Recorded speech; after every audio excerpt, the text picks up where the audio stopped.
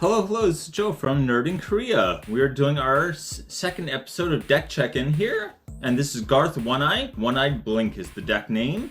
A friend of mine made this, and I played against it. I lost against it is what I should say.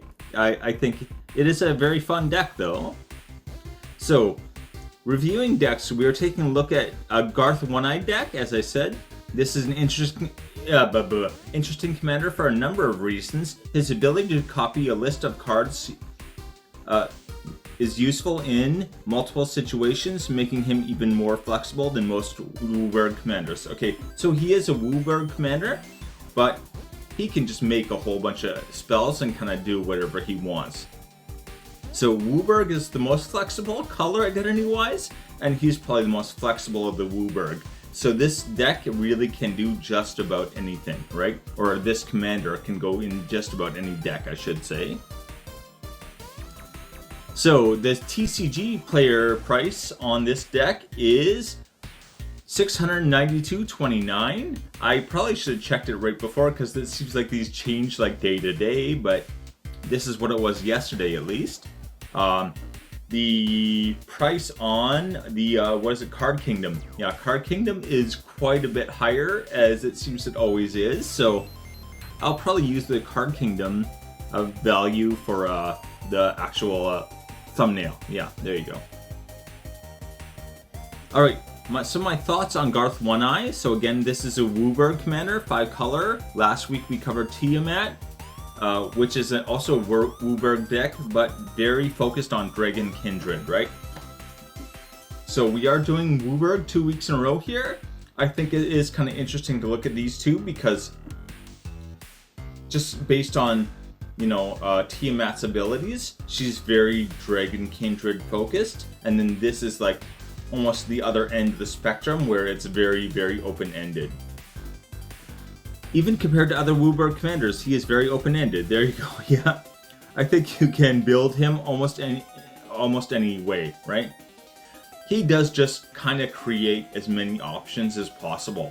So yeah, we're gonna get into all those options in here. So Garth One-Eye, once again, can create a number of spells, one at a time. All right, every time he is created or summoned or enters the battlefield, he basically has a list. Is how it works, right? So you can tap him and create this spell, but only one time per spell, per entering the battlefield. As soon as he leaves the battlefield and enters again, basically he forgets all of those, right? So, or the game forgets all of those, whatever it may be, however you want to say it. But yeah. Again, choose a card name that hasn't been chosen from amongst. Again, 6 options here. So he has 6 spells. Basically, it's like having your hand with 6 of the best spells, or most useful spells from Magic. And just crazy. But yeah, every time you cast him from the command zone, basically resets it. Every time you blink him or flicker him, that resets it as well, right? Anything that causes him to enter the battlefield again will reset that kind of counter, which is crazy useful. His copy cards, again, what are the spells that he can make? So first of all, we have, nothing too good, just Black Lotus. Add 3 mana of any single color of your choice to your mana pool, then is discarded. Tapping an artifact can be played as an interrupt. Okay, so basically, you make this for 0. So again, as soon as you cast him, hopefully he has haste, and then you can just tap him and do that. Or so one of the there's also I think 1,000-year elixirs in this as well, which would allow him to come in and just tap immediately, so you can get 3 mana right off the bat for absolutely nothing. Just ramp, Brain Geyser, target player must draw X cards. Again, mostly you want to use this on yourself. I think you could build a deck where this could be useful as kind of like helpful in a mill strategy. But anyway. Disenchant. Destroy target artifact or enchantment. Oh boy. Having targeted removal for artifact or enchantment just anytime you want, that is probably the most powerful thing on him, I think. Maybe better than the ramp. Terror. Bury target non-artifact, non-black creature. So it can destroy a creature. I've got a little fly here. It can destroy a creature, but non-artifact, non-black. So there are decks that would be better at dealing with this. Like a mono black deck would definitely put this a little bit behind at least. Regrowth. Return target card from your graveyard to your hand. Again, any card you want. It's not the cheapest version of this. Like CMC wise, it's not the cheapest, but still, just you can do it whenever you want. If you need that card, go get that card.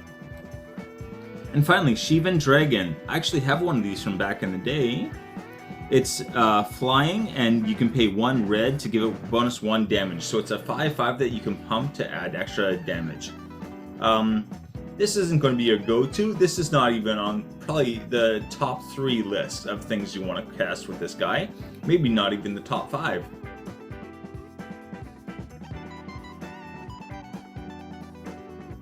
Key cards. First, we'll look at some of the standout cards in the deck. Here, I will focus mainly on the strategy cards in the deck. I think one thing that's difficult with these decks is that a lot of times you could look at almost like 80% of the cards and say, oh, that's a key card, that's a key card. Like, what's really important? I'm going to focus on the strategy, basically. So the main mechanic in this deck is flickering and making token copies, right? Also, untapping, kind of just getting the most out of those activation of abilities is what this is really about. Okay, Flicker. Eternal Wanderer. Again, you can exile up to 1 target creature or artifact. Return the card to the battlefield under its owner's control at the beginning of the player's next end step. I actually use this in a deck because it is a budget card, believe it or not. I think it's very good, even if you just wanted to exile. The exile is also very flexible, right? You can do it to an opponent or yourself, whatever you want. If it's your main phase and someone casts something to try and kill something of yours, you can just use her ability, exile it, return to the battlefield, and then, yeah, dodge, basically. Displacer Kitten. I really want one of these. Whenever you cast a non-creature spell, exile up to 1 target non-land permanent you control, then return that to the battlefield under its owner's control. That's crazy. Especially in any kind of Jeskai deck, you're getting a lot of value there. In this deck, it is a monster. Flicker of Fate. I think this is the one where I'm like least impressed, but still. Exile target creature or enchantment, then return it to the battlefield under its owner's control. The fact that it does give you the option of exiling an enchantment, I think, is something you can look at and say, oh, that's pretty good. Most of these exile effects are limited to creatures, so having the flexibility of doing an enchantment, that comes into a win con with this deck as well, so I get it. Suspend. Exile target creature and put 2 time counters on it. If it doesn't have suspend, it gains suspend. Okay, this is not ideal to use on your own thing. This is much more like you want to cast it on someone else. But at the same time, if you want to try and like save a creature or something like that, taking it out of the game for 2 turns maybe is worthwhile, right? You do still get that second ETB when it comes back in and all of that, and you're kind of keeping it safe from everyone for 2 turns. So I think it could be used very against like my Chatterfang deck, for instance. If someone had this against my Chatterfang, I'd be like, oh no, aw. Teferi's Time Twist. Again, exile target permanent, again permanent, anything you control, and then it returns to the battlefield. If it's a creature, it gets an additional +1/+1 counter. The flexibility on this is the main thing, right? That's the number 1. But anywho, blue is better at that than white in general. Untap effects. Kiora's Follower. Again, just tap to untap another target permanent. Again, permanent, not necessarily creature, just any permanent. Vizier of Tumbling Sands. Again, just untap target permanent. It has cycling. So, yeah. If you cycle it, you can also untap a target permanent. If you need to do it at instant speed, that is nice. Jeskai Ascendancy. This card is great. This card was actually pretty low price for quite a while, and I did not understand why. I think it's going up these days. But yeah, Whenever you cast a non-creature spell, creatures you control get +1/+1 until end of turn. Untap those creatures. And you can also draw a card if you cast a non-creature spell, and if you do, you discard a card. Oh boy, that does so much. Especially in this deck, this is not light on non-creature spells, okay? So we've got lots of non-creature spells to be casting, and remember, yeah, you got plenty of opportunity to get some use out of this. Seedborn Muse. This is getting to the real ones here. Untap all permanents you control during each other player's untap step. All permanents every turn. Whew! Ay. Mana rocks just like makes them produce like 4 times more mana basically. If you're in a 4-player game, you can do 4 times more mana with mana rocks. That's crazy. And Minamo, School at Water's Edge. I love this card. I wish it wasn't so expensive. I want it just for the art. Tap to add 1 blue to your mana pool, which is nice. But for 1 blue untap target legendary permanent. Again, this is exclusively you want your commander to be able to untap and then give you access to another spell like as frequently as possible.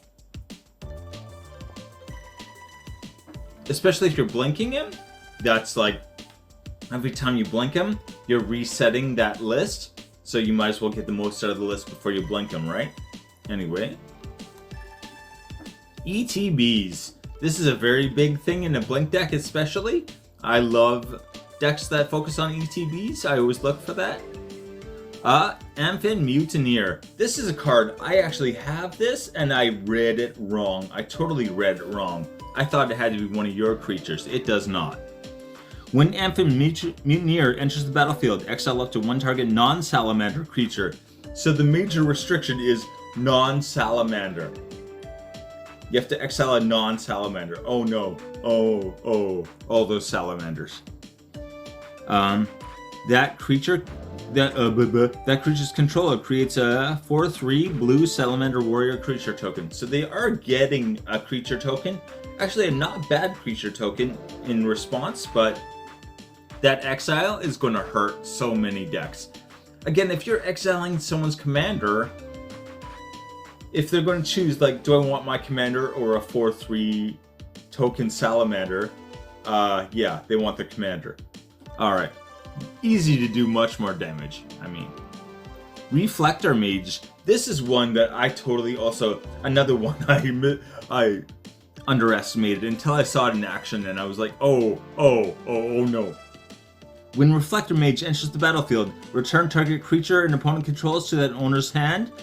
That creature's owner can't cast spells with that name until your next turn. So if you bounce their commander back to their hand, they can't cast it next turn. It locks down commanders, even if they have all the mana in the world, doesn't matter, right?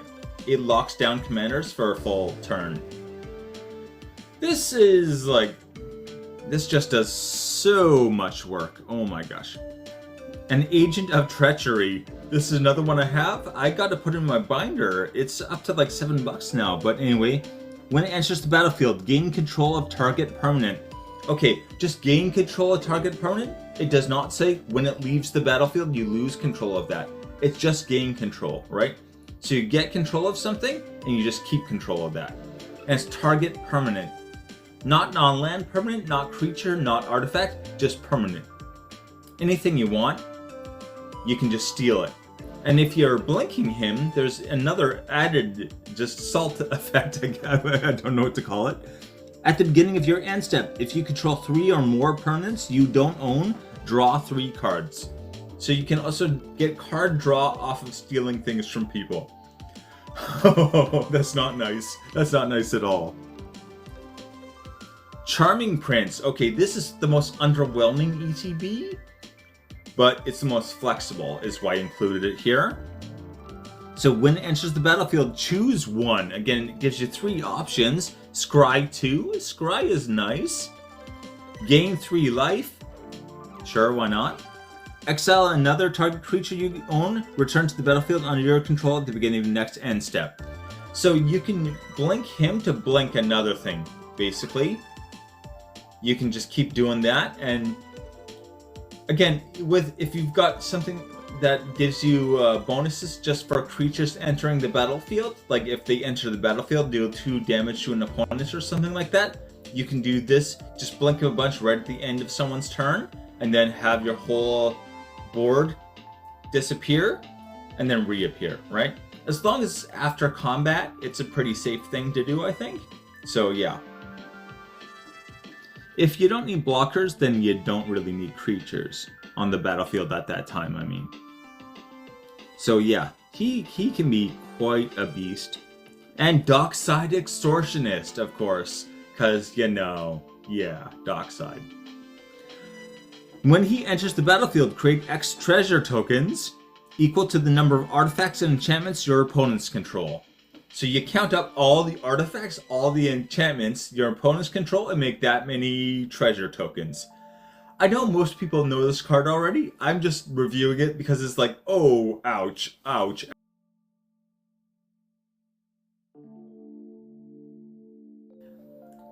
The plan.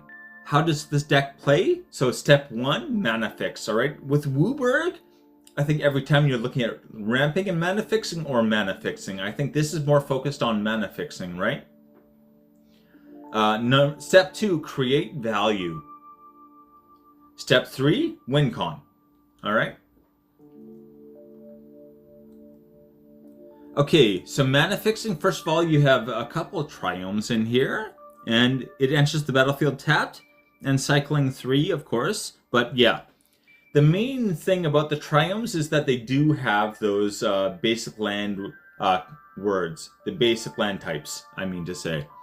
So plain swamp forest, so anything that says go get a forest, get this. Anything. I want to point that out, one of my recommendations is based on this, so anyway. And cliff top retreat, it enters the battlefield tapped unless you control a mountain or a plains.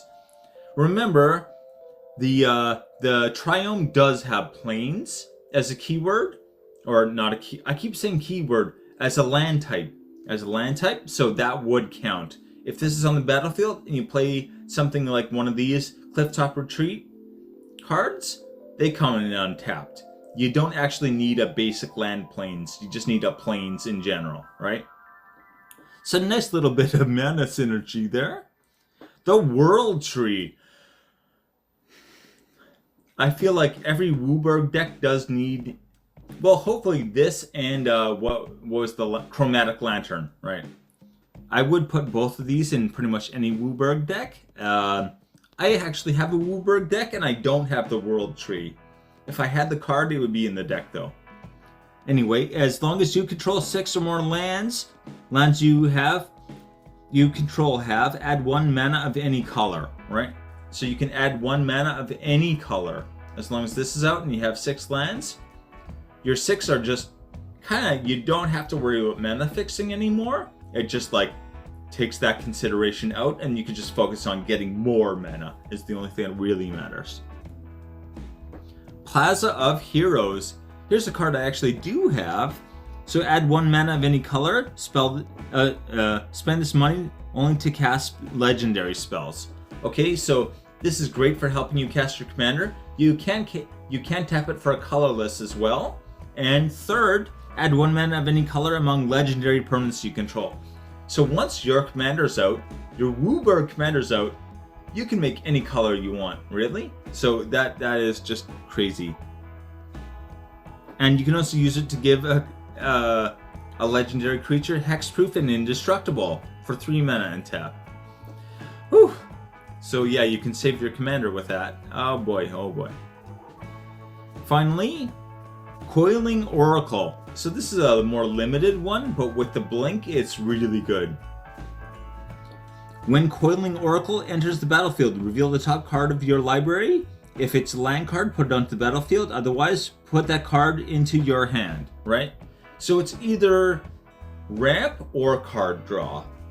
Well, not card draw, but like the same effect. Effectively card draw. It's not called card draw, so things that say when you draw a card this happens, that does not happen, but it gets cards into your hand. So the the verb draw does make sense. But anyway, okay.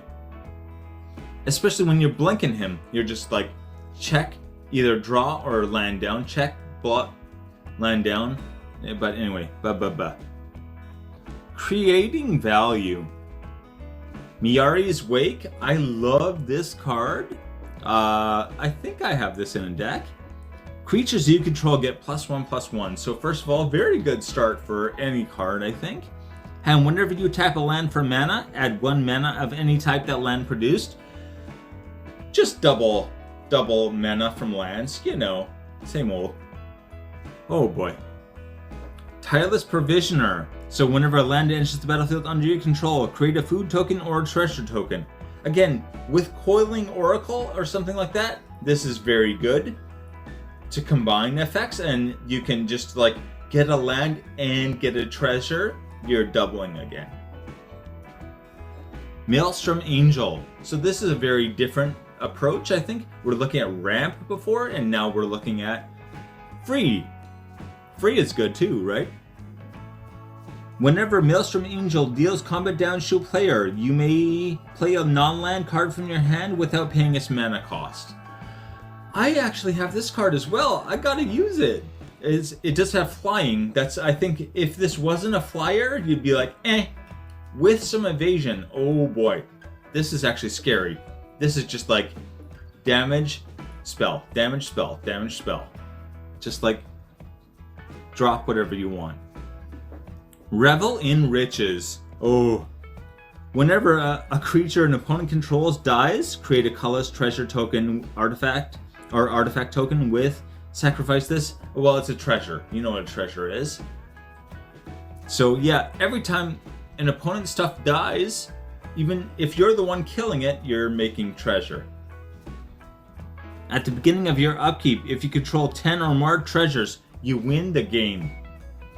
This is how I lost against this deck, and I did targeted removal videos right after, obviously. But anyway. Parallel Lives. This is always a scary card in this deck, even more so. If an effect would create 1 or more tokens under your control, it creates twice that many of those tokens instead. Remember, treasure, clue, whatever that may be, these are tokens, right? So yeah, Revel in Riches and this are out. Every time an opponent's creature dies, you get 2 treasure. So if 5 of their creatures die, you win on the next turn. Counters. An offer you can't refuse. The 1 mana ones I always like. Delay as well. I think some people don't like delay because it does basically, well, like it says, it delays it. It takes it out of the game for a limited amount of time and then comes back in. Most spells, though, people want to use when they're casting them, right? Especially if it's like an instant or something like that. You might not even like be able to use that 2 turns later or something, you know? So yeah. Or 3 turns later, sorry, yeah. But anyway, it might not even be useful later. But yeah, delay I think people underestimate. Wash Away. Again, that cleave, I love the cleave. Also the 1 mana, and it can counter target spell that isn't cast from the owner's hand. Cascade, Explore, a whole bunch of things. Am I thinking the wrong thing? But anyway, yeah, there's a lot. Even all those. What's the new one now? My brain immediately stops working when I'm recording. But anyway, yeah, anything not being cast from hand, you can just get rid of with 1 mana. That's super powerful because I think you're seeing more and more and more of those types of effects. Force of Negation. Oy. If it's not your turn, you may exile a blue card from hand rather than play the spell's mana cost. Counter target non-creature spell. If that spell is countered this way, exile it instead of putting it into its owner's graveyard. Whew. I guess the one maybe sorta downside here is you're in Wooburg, you're less likely to have blue to exile. So That's kinda a downside, I guess, but I don't know. Eerie Ultimatum. Okay, I'm including this on the list of counters. It's not an actual counter spell. It does counter a very major effect though, and that's why I would look at it as that. Return any number of permanent cards with different names from your graveyard to the battlefield. Again, with different names in Commander doesn't matter, right?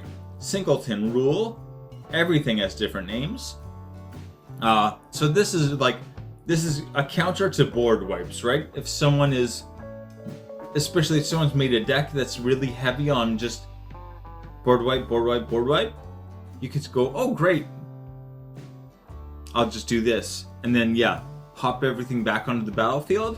Especially with all the ETBs and ways to you can get haste with this deck as well. So you're basically kind of turns into something that helps you out rather than hurts you, basically.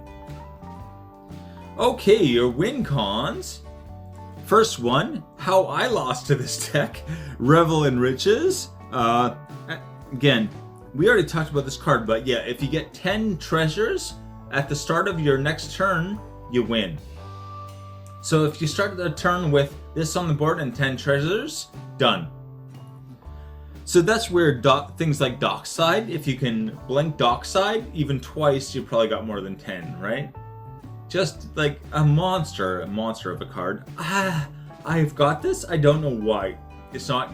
I keep meaning to put in my Mardu deck and I never do, but I should. I have Dockside as well. Oh, why? Archon of Cruelty. I really love this card. This is a card I wanted to get from my Orzhov deck, and then it was kinda overly expensive already.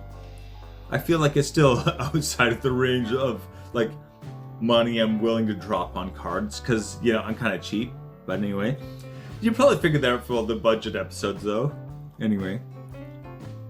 Okay, flying. That's very important on this card. Whenever Archon of Cruelty enters the battlefield, ETB effect, right? Target opponent sacrifices a creature or planeswalker. First of all, sacrifice a creature or planeswalker, discard a card, and lose 3 life. Not or. A lot of things that have similar effects to this say or, this, or this, or this. This is and, right? You have to do all 3. You draw a card and gain 3 life. Again, you get this on the battlefield, and then Rite of Replication, a spell I absolutely love as well. It's finally gone up in price. It took forever. I thought this would be worth more much earlier, but anyway. So it has a kicker. The main thing there is that if you pay the kicker cost of 5, so this is going to be a 9 mana spell. Steep, but worth it to win the game, right? You put 5 token copies of a creature onto the battlefield. With Archon of Cruelty, that's going to be altogether 6 triggers, right? 6 triggers. And you can also blink Archon of Cruelty if you just want to be cruel. Anyway. Alright. But yeah, the damage piles up so fast. Yeah. It's, if you got Parallel Lives Out especially, this is one thing he pointed out. With Parallel Lives Out, that makes 10, right? 10 copies of...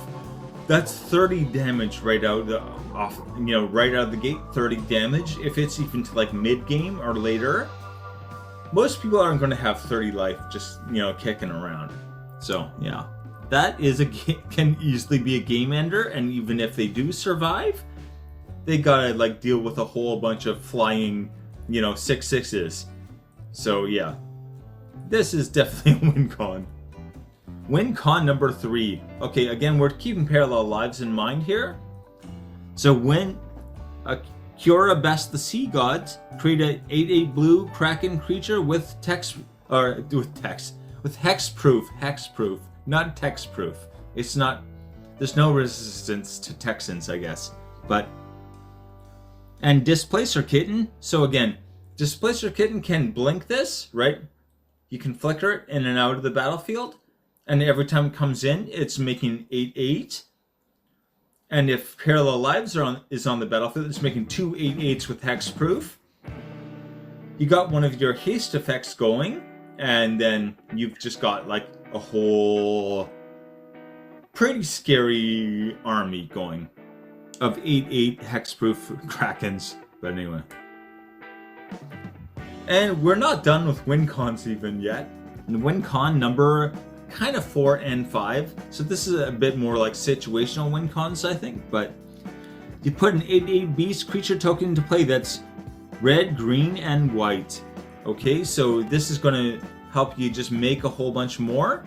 Again, with the untap effects and blink effects, you can just keep doing this over and over in a turn. And once again, Parallel Lives, if that's on the battlefield, you're making 2 8/8s every time. And General Ferris Rockrick, hexproof for monocolored, which is nice. And whenever you cast a multicolored spell, which there are a very large number in this deck, like, you know, the 2 spells beside it, create a 4/4 red and white golem artifact, right? So this is just going to keep pumping them out, and then you can do something like Godsire to tap, untap over and over until you just have like a real ridiculous number of token creatures just to swarm them with. And then you've got Combined Chrysalis. Creature tokens you control have flying. So you're just going to give all those tokens flying as well. Because, you know, it wasn't mean enough before, but okay.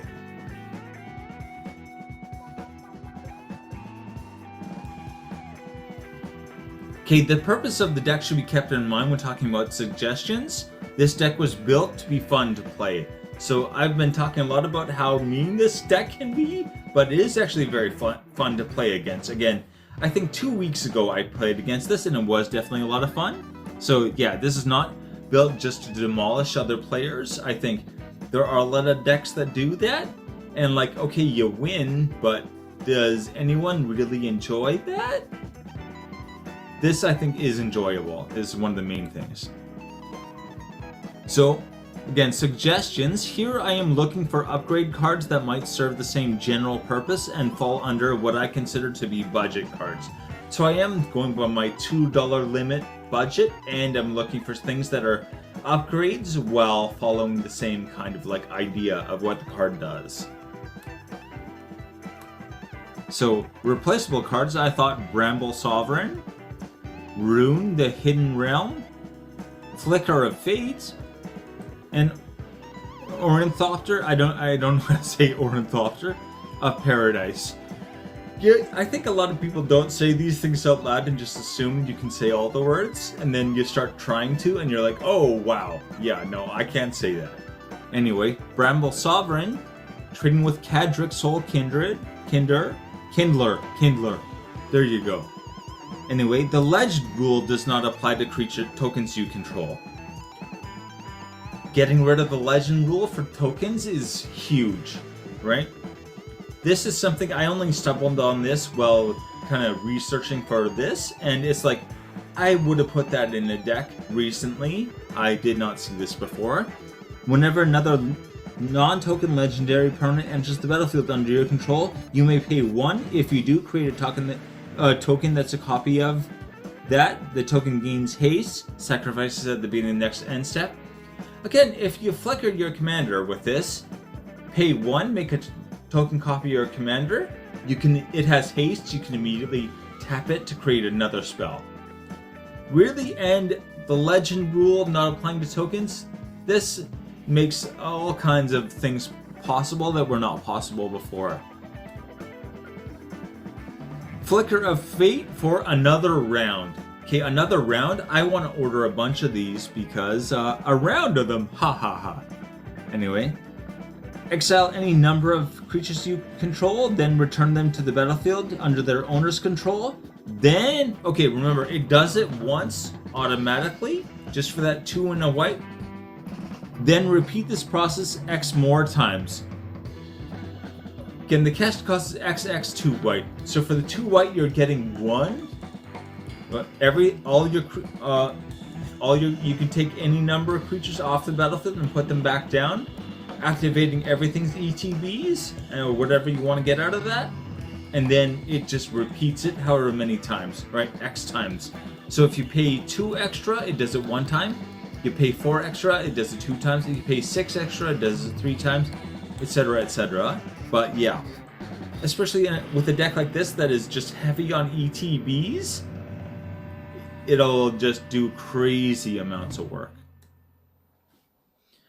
Rune of the Hidden Realm I would replace with Girid, Mirror of the Wilds. Girid allows you, gives all, I got a little fly, sorry. Girid gives all your non-token creatures the ability to tap and basically populate, right? You can make token copies of things. So yeah, you're getting that extra ETB and you're getting a creature out of it. Yeah. And yeah, it does have to be a non-token creature that enters the battlefield this turn. But again, with blink effects, that synergizes great, right? You blink it, you get that extra ETB, and then all your other creatures just make copies of that creature. And then, oh boy, yeah. You get a ton more ETBs, basically. Ornithopter of Paradise. Yeah, this is good, but we can do better, right? Roxanne, Starfall Savant. This is actually my commander from the last budget deck tech. And whenever Roxanne, Starfall Savant enters the battlefield, create a tapped, colorless artifact token named Meteorite. So it does 2 damage, and you can tap it for 1 mana, and when you tap the token for 1 mana, Roxanne makes an extra mana. Same with treasures, right? This deck can make a lot of treasures. You're just doubling the amount of mana you get from treasures. Absolutely crazy. Absolutely crazy. Okay, this is probably going to be the least popular one, but I'm still doing it. 3 Visits. Again, 3 Visits is a very, very good card. Absolutely. I would replace for Wood Elves. Okay, Wood Elves in most decks is a downgrade. A massive downgrade from 3 Visits. Okay? Why is it an upgrade in this deck? Because you could just blink things like non-stop, right? Or flicker or blink or whatever you want to call it. And when it enters the battlefield, search your library for a forest card. So this basically does the same thing as 3 Visits, but with all your blinking, you can just keep doing it over and over and over and over and over. That's terrifying. It's absolutely monstrous, but yeah. Anywho, there you go. That's my suggestions. Final thought. Okay, building a deck that is competitive, interesting to play, and fun to play against isn't an easy task. I think that's kind of a trifecta where most people go fun to play against, don't care, right? You end up with something that's maybe gonna get people a little angry at times. This does not, I think. Often people veer into making a fairly one-dimensional deck that lacks depth in order to get the win. One thing I like about this deck is that it does have just so many options, right? You're really not like pigeonholed into one thing. So I think even a lot of my good decks are somewhat bad for this, like Chatterfang. Yeah, I'm going to kill all the creatures, and that's kind of what the deck does. And so if I was against a deck that didn't care about creatures, I might be in trouble already, you know? This deck is a strong one without feeling cheap. And I think that's a big thing, is that, like, yeah, you don't want to just make other people go, eh. And that's kind of the complaint with a lot of infect things, is that people are just like, oh, yeah, that was just kind of cheap. Like, you just did, what is it called? Tainted Strike, I think? Something like that. I think that's wrong. But yeah, you just give something infect and +1 damage, and then all of a sudden someone thought that you're doing some damage, and instead they're out of the game. And it's like, oh, is that how that works? Okay. Great. Okay, thank you, and I hope you enjoyed it. Again, please hit like and subscribe. Alright, take it easy.